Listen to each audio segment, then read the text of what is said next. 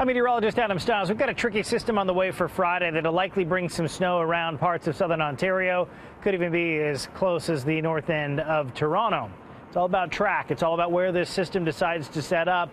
And right now, that system is still out over the Rocky Mountains. It's taking a while for it to get organized. And as soon as it does and gets into some of our high resolution forecast models and we get some ground data and we get some air data that goes into it, we're going to have a better picture as to where the track of this system is going to be. It's not going to be here during the day tomorrow, so we have nothing to worry about. We're quiet in terms of that. As we take a look at the Futurecast model, what you will see is a little bit of lake effect still impacting areas toward Grey Bruce. Cloud cover is going to be building in with that system as we go into the day on Friday, and then Friday morning we're going to see the first wave of precipitation. Higher elevations do have the potential of seeing a little bit of snow. Areas along the lakeshore, we're going to see winds out of the east, which is going to keep temperatures a little bit warmer near the shores of Lake Ontario, which means more rain is going to mix in with the bulk of this system. And these are classic southern Ontario GTA type systems where we will see a good chunk of it seeing all rain and then maybe some wet snow and then maybe some accumulating snow across the north end. So in terms of rain, it's a good 15 to 20 millimeters likely across most of the GTA.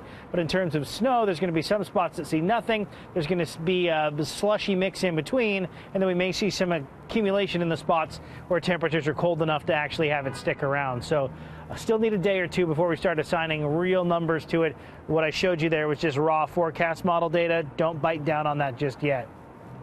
3 degrees how we're going to start today. As we head in toward midday, we're looking at temperatures near 6, and then into the afternoon, it'll be about 6 degrees, cooling down to about 4 or 5 as we go in toward the evening. And this weekend is looking fairly cool. We'll see that evening mix coming our way there in Toronto, possibly some morning flurries, and we may see a few spots, as I mentioned, that do have some accumulation. But one thing is the trend is colder as we get toward the weekend, especially on Remembrance Day.